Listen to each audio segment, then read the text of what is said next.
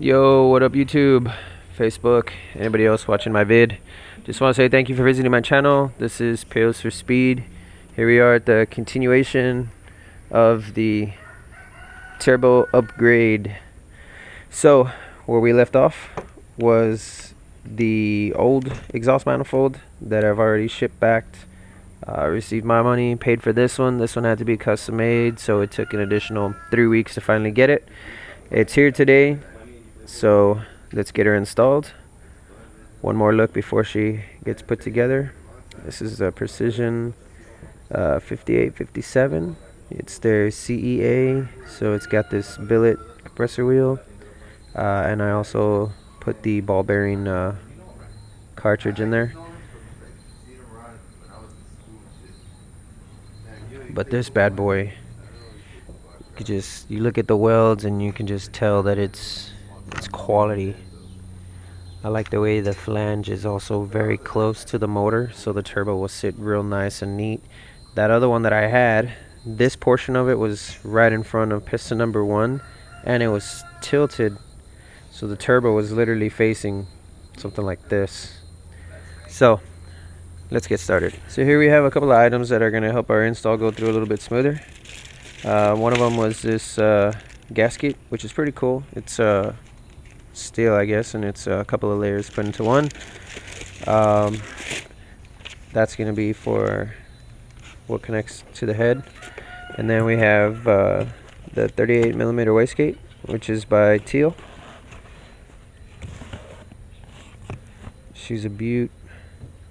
Should have at least gone 40, but this should help spool the turbo a little faster. And also got the flange for the skimmer pipe. We'll be getting a skimmer pipe installed in here.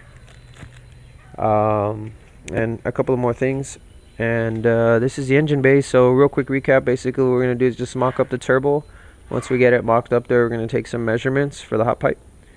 And I think I'll probably even be relocating my MAF on that side, so take some measurements for some. Alright, so here we are, first attempt. First off, I couldn't actually record us putting it on because I do need both pair of hands. That motherfucker's pretty heavy.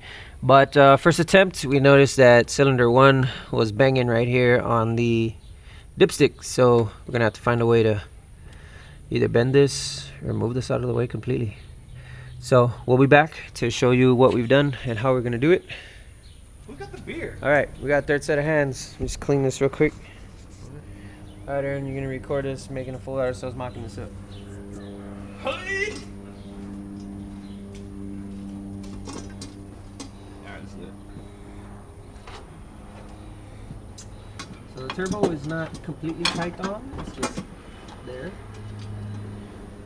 Alright, hold on. Okay, mine's good. I'm good. So basically I'm just putting up 2 bolts to hold up this manifold so you can get a look at somewhat of how she's gonna look. Fuck. You're gonna need a wrench to even tighten this one, but I'll just put a little bit of pressure on it. You got Rosca? Yeah, I got a little bit. You see, let it up. There we go. There it is.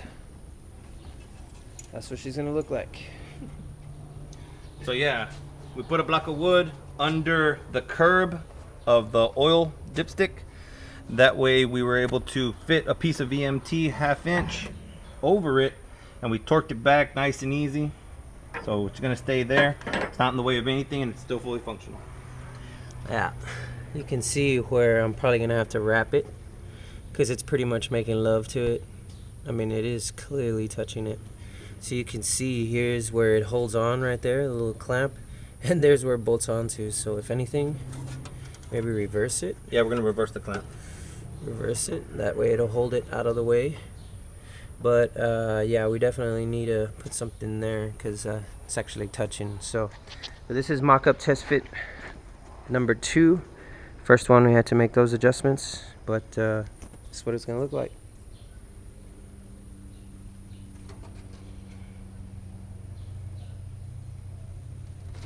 Check out the rear.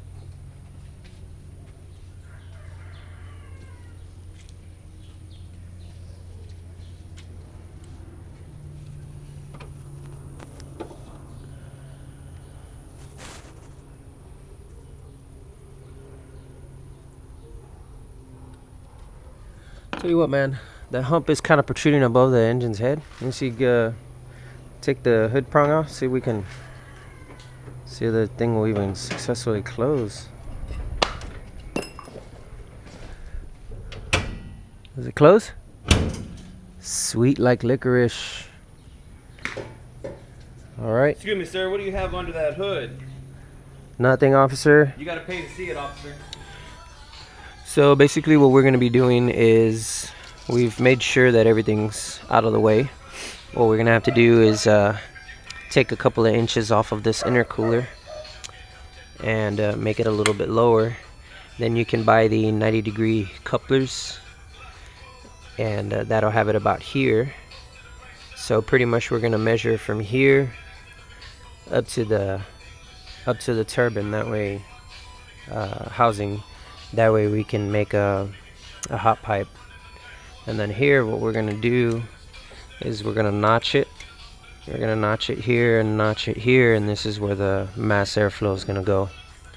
So it's something new that I've been wanting to try. I've been doing a lot of read up on it. It's real good when you vent the blow off into the atmosphere. And most people say that the boost shouldn't bother it. So anyway, so those are just some thoughts. Right now we're taking some measurements, so we'll come back and we'll go from there. But so far the only thing that I'm thinking is going to give us a little bit of a haggle is right here. So here's the V-band. That means the exhaust will have to immediately come out and begin its curve, and as you can see, Mr. Heater here is gonna have some adjustment. I did want heater because for the 4 months that it does get cold where we're at, it gets pretty cold, and that's the best time to drive the car. So anyway, I'm thinking that probably the end result is no heater. Well, good riddance. We'll be back. Alright, so here we are back. Basically this is what we've come to finalize as we wind it down for the second part series. It looks like this is in fact going to go over to a 3-part. So let's get started. This pretty much right here. Take you through it real quick. So the inlet right there is going to be 4-inch obviously. So we got one coupler, two 4-inch clamps. Down here, this is a 2.5-inch coupler that we're going to buy in a 90-degree, so it's going to come out this way. Then we're going to buy a 2-foot aluminum straight pipe. We're going to notch this about maybe 3.5 inches. 3.5 inches. Going to buy another 90-degree coupler, connect it, so it's going to be just straight right there. That handles that. Obviously, you're going to need to buy 4 clamps. That handles that. Then over here on the cold side, we're going to notch it right here for the MAF. And we take the measurements. We're gonna actually need a reducer, a 2.75 to a 3-inch, because the MAF is a 3-inch. It's the Z32, and that'll go right here. And then obviously all the clamps for that. So that's pretty much it. Right now I have a cone that's just gonna sit right here, but I'm also gonna buy. It's gonna actually come 1 foot and then a 45-degree angle pipe. That's how that's gonna go. Right now I have it covered since gotta go back online order. For now, let's get to ordering. Other than that, all I need is the new stainless steel oil line, since this turbo is air cooled, and that's it. So this concludes the second part series. Next one is the third part where we install it, where I head over to the muffler shop, put it on, get it going, and then last take it for a demo spin. So thanks for clicking on my channel. This is Pills for Speed. See you on the next.